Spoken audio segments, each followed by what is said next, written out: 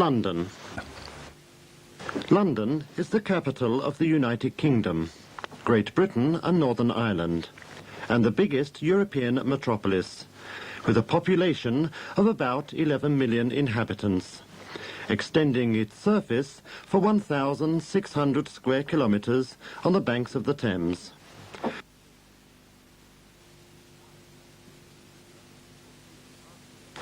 This wide navigational river, pulsating artery of the town, besides making it rich, connecting it to an efficient and important harbour, it also gives the city appeal and beauty.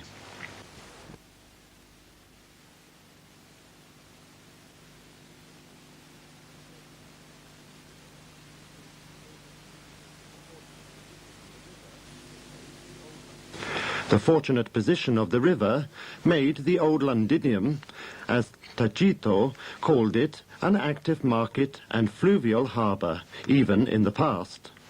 That's why the Romans erected the defensive wall around it.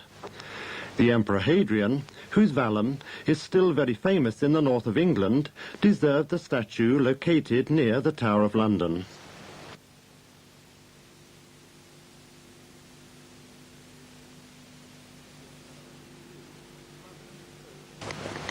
In this panoramic view, London shows all its aspects of old and new together.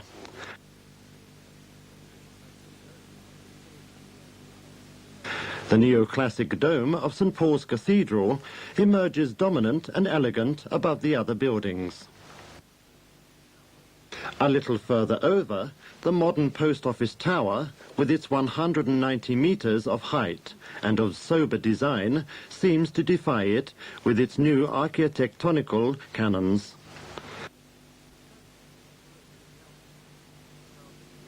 The statue of Horatio Nelson, Trafalgar's hero, on the top of the high honorary column, brings back to our minds the fortunate war deeds of which the regal fleet, faithful to his command, was the leader of these deeds.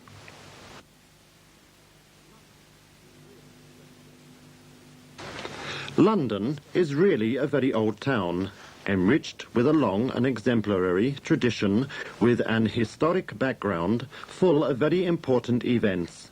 But it's also a modern metropolis.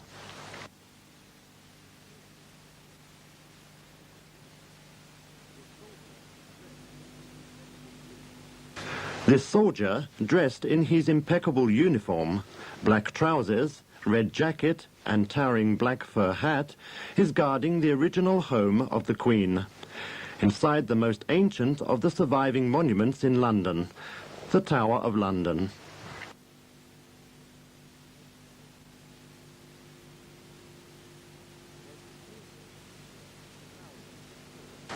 In every period of the year, thousands of tourists rush to visit the old fortress, which today serves as a museum. It was constructed in 1078 and was the first royal residence and then a state prison, sad antechamber of royal capital executions. William the Conqueror had the central tower built, called the White Tower. In it, Richard II signed his abdication. In 1399, the Duke of Orleans, captured at the Battle of Agincourt by Henry V, was imprisoned here.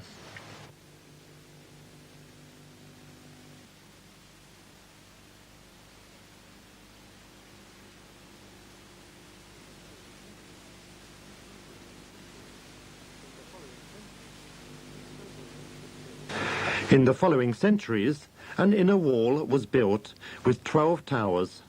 Then an external wall that under Henry VIII was supplied with cylindrical bastions on the north side.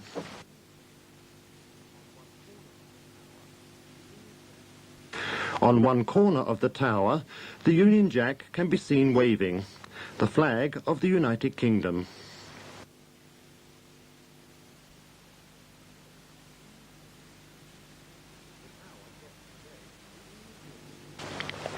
The tower guests today the museum in which the crown jewels are kept, a very rich and splendid collection of jewels, among which, shining with their preciousness and symbolic value, the imperial crown and the sceptre.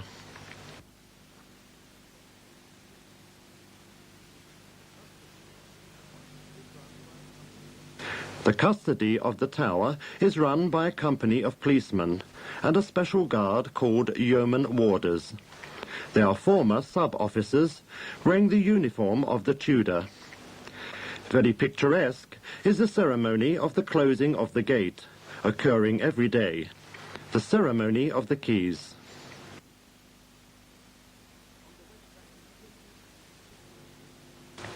On the west bank of the Thames is situated Westminster Palace, the official seat of Parliament, the father of the European Parliament. Here we can find the House of Commons and the House of Lords. Here the discussions between the Conservative and Labour parties takes place. The impressive building, created on a project of Charles Barry in Gothic and Perpendicular style, is dominated on the west side by the very famous clock tower, where the extremely heavy bell is placed at the top and strikes the hours with strong and solemn strokes.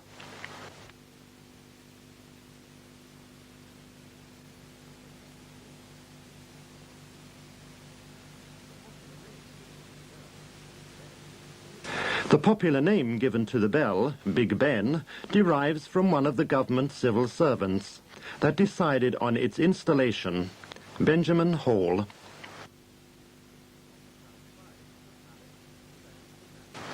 On the south side of the palace stands the massive Victoria Tower, finished in 1860, in the same Gothic style, at the bottom of which opens the sovereign's entrance.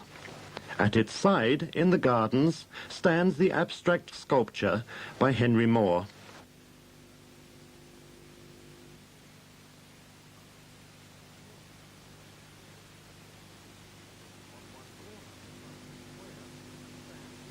On one corner of Parliament Square stands a statue erected in memory of Sir Winston Churchill, the greatest English statesman of this century.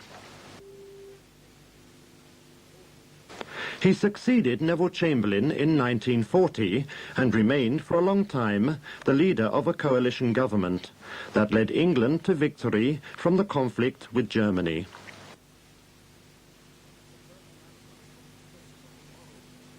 He had the personality of exceptional moral and intellectual ability, which was shown in his politics of peace based on strength and diplomacy.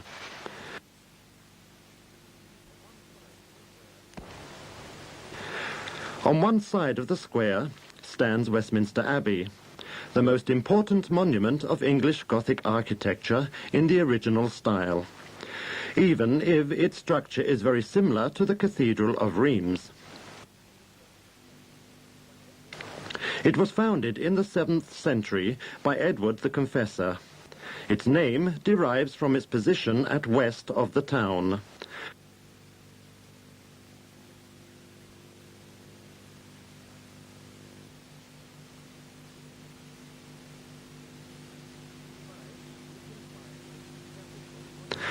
Inside, we can find sepulchral monuments of English sovereigns and famous characters.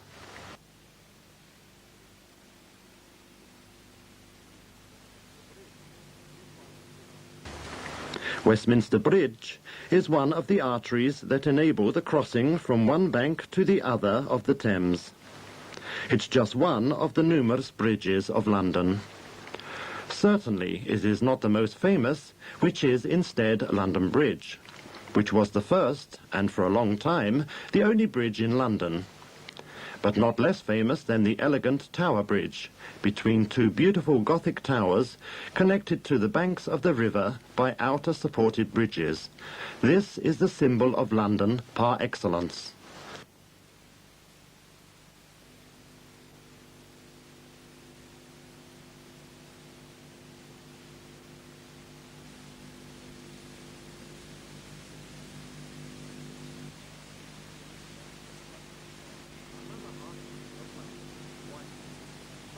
Another artery of London, Whitehall, starts from the Parliament and reaches to Trafalgar Square.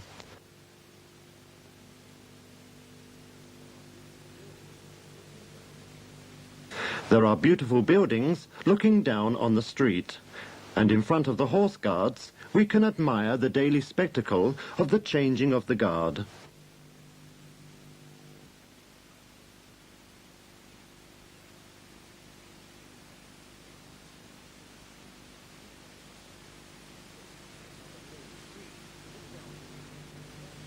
Another famous street is Downing Street, opened in 1663.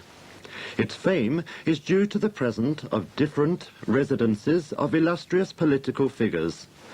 At number 10 resides the Prime Minister, and it's here that the Cabinet often meet. At number 11 resides the Chancellor of the Exchequer.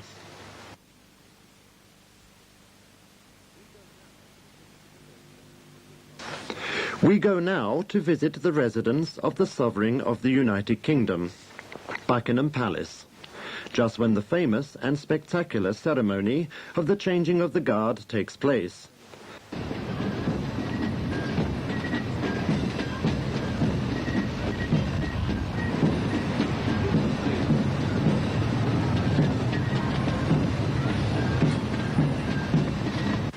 There is an enormous crowd waiting in front of the palace gates, gathering to see this marvelous event. It's 11 o'clock. The ceremony, like every day, starts on time. It takes place in the palace yard, and it is accompanied by one of the regiment bands.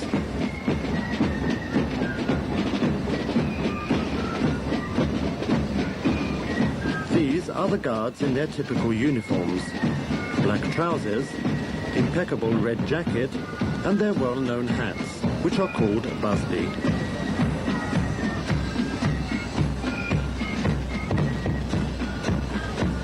The Guard are accompanied by the mounted police that belong to the Metropolitan Police Force, commonly called Bobbies, after the name of the founder, Sir Robert Peel, who initiated the force in 1829 when he was the Minister of the Interior.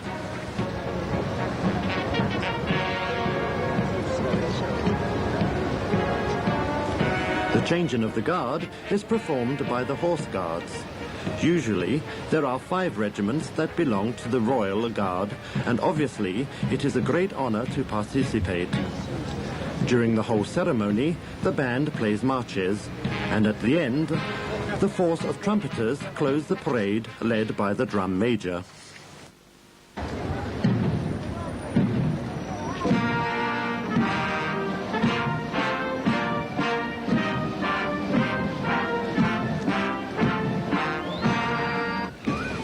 We don't know if the ceremony is performed every day to satisfy the curiosity of the tourist who watch the show, or to remind the people that the Queen really exists.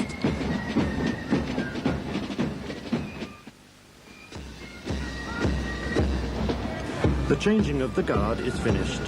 The flag is carried away, and the gates of the palace are shut.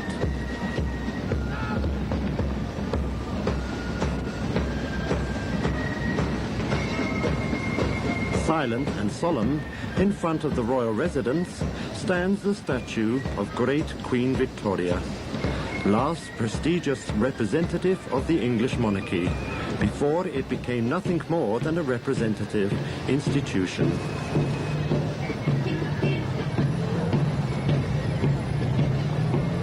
Victoria, during her reign, 1837-1901, improved the English economical situation and enlarged the colonial empire, showing good capacities in politics and a great enterprising spirit. In memory of her beloved husband, she had a monument built, the Albert Memorial in Kensington Gardens.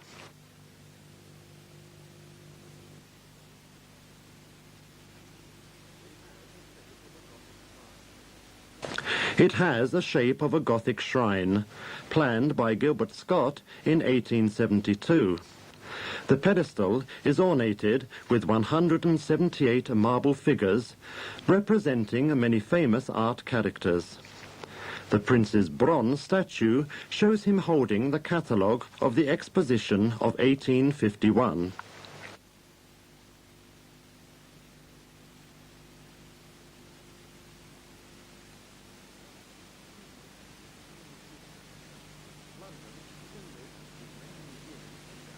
London is enriched with many museums and galleries.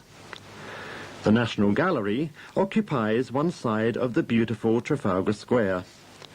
It was founded in 1824, after the state acquired a collection of 40 precious paintings.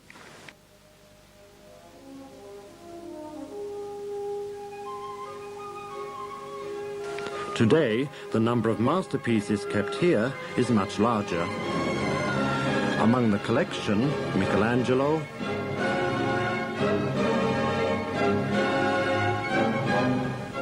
Bellini,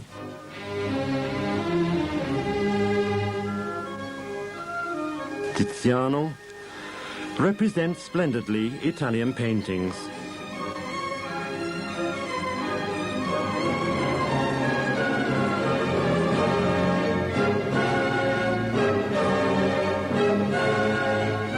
Also noticeable is the section reserved for the Flemish and Dutch painters of 1600. Van der Weyden, Van Eyck,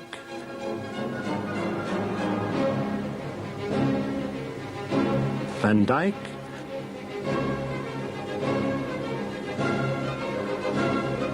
Rubens and Rembrandt make the National Gallery a truly unique picture gallery of the world.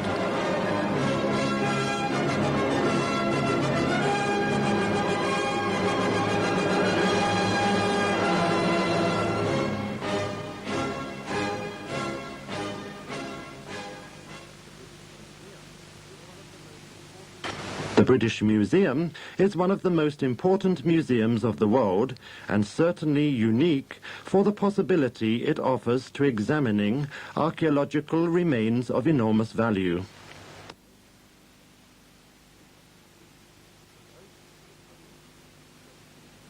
It was opened to the public in 1753, exposing the immense collection gathered by Sir Hans Sloane.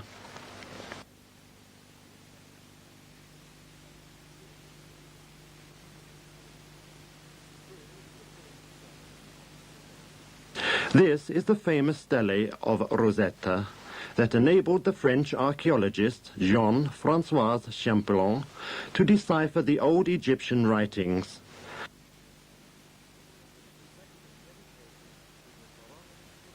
The section dedicated to the pharaonic civilization of Egypt is the richest. Also the Assyrian, Babylonian section, the Persian and the immense Greek and Roman sections are of great interest for the variety and value of the works from the biggest archaeological centers of those ancient civilizations.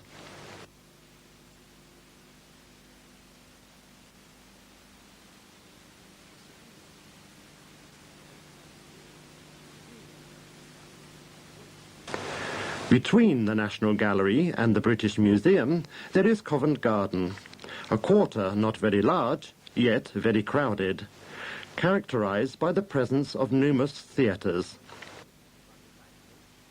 Here, first stage of many budding actors, is the square facing the Royal Opera House.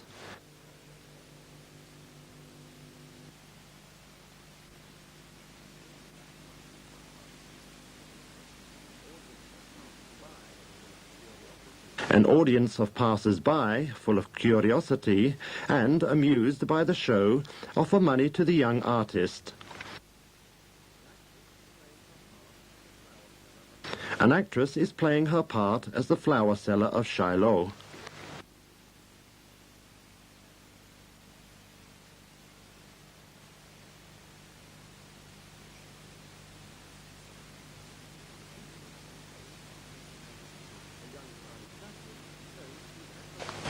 A young Charlie Chaplin shows his acrobatic tricks to the audience.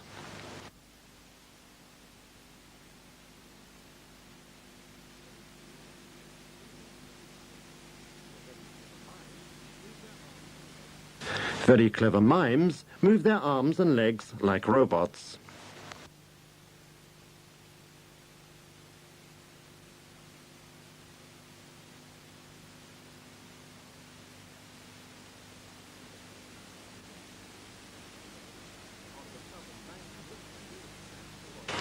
On the southern bank of the Thames stands the Royal Festival Hall, an enormous building dedicated to the most important manifestations, with an audience of more than 3,000 people.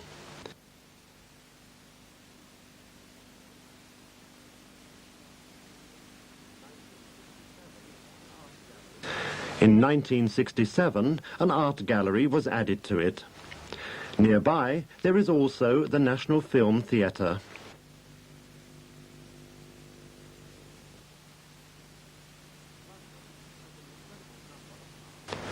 London has an incredible number of parks. Among glass and concrete skyscrapers of old-style constructions, oases of green peace are distributed here and there, offering us tranquility and comfort. St. James's Park was just a swamp before Henry VII reclaimed it to create a hunting spot.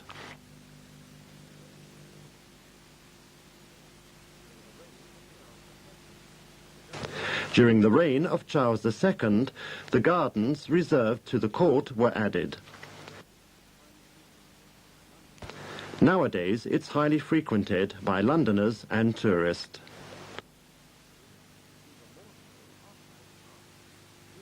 Even more so are Hyde Park, Green Park and Regent's Park.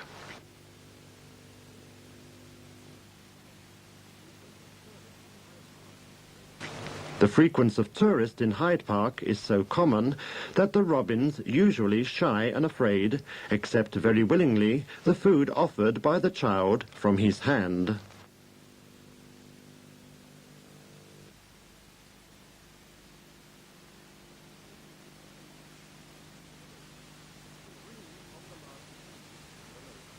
The green of the large trees and the lakes give the English gardens that particular aspect of oasis in the middle of the city traffic.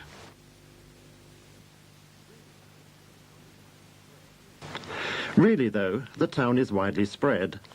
London's traffic runs smoothly, surely due to the great civic sense of the Anglo-Saxon, and also due to the careful control of the drivers by the police, kind but nevertheless severe.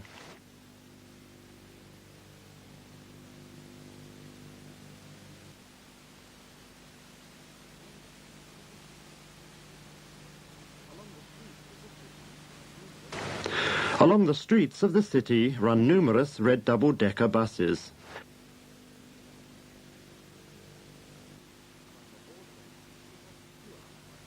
To climb aboard them, you have to queue up like all good English people do. You should not be surprised if sometimes the driver doesn't stop and leave you waiting at the bus stop. They only allow 5 people standing on the bus.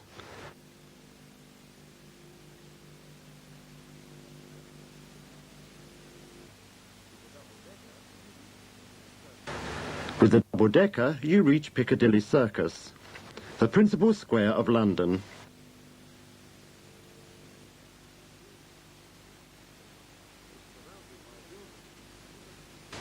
It's surrounded by buildings almost completely covered with neon signs, advertisements, that are colourful when lit up by night.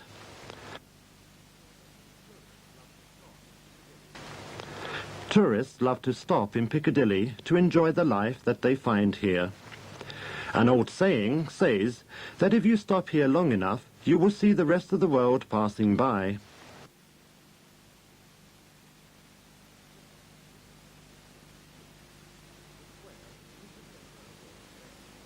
The square is the centre of the West End. The West End is the quarter of London where you can find all the large shops.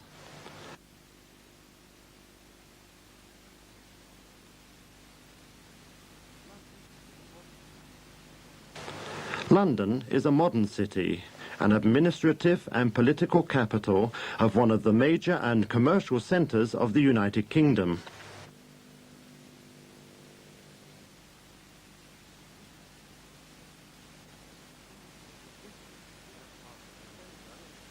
The city, that part of the centre in which the financial activities of the town take place, is a complex of Victorian and elegant buildings.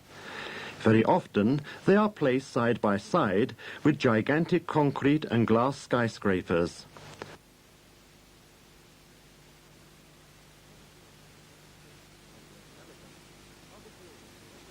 Not less elegant are the buildings of the quarter known as Millbank, an architectonic and interesting ensemble that we admire now from the top of Big Ben.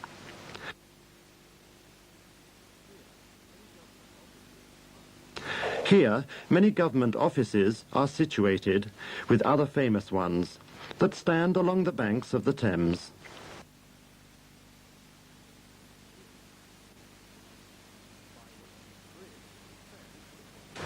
By Westminster Bridge stands County Hall, the ex-headquarters of the Greater London Council, now extinct, the organisation that administered the 32 district councils that make up Greater London. On the other side of the bridge there is St Thomas's Hospital, and further along Lambeth Palace, the London residence of the Archbishop of Canterbury since Henry III.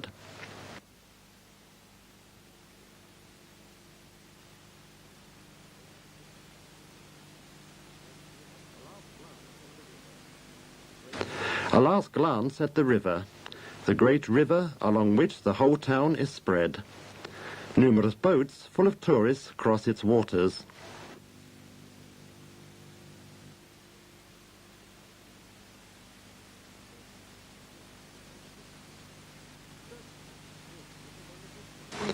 Certainly, this is a wonderful point of observation.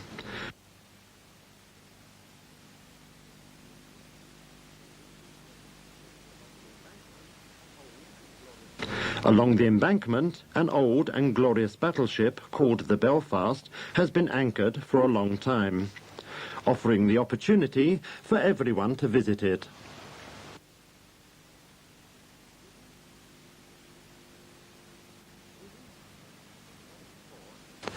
We leave London, but not before assisting at least once at the traditional ceremony of the tea.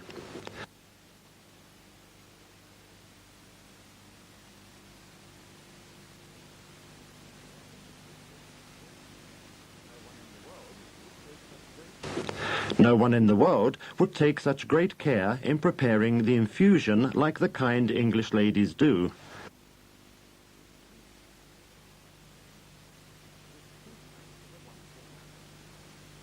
Tea time is a wonderful habit, which a good Englishman would find hard to live without.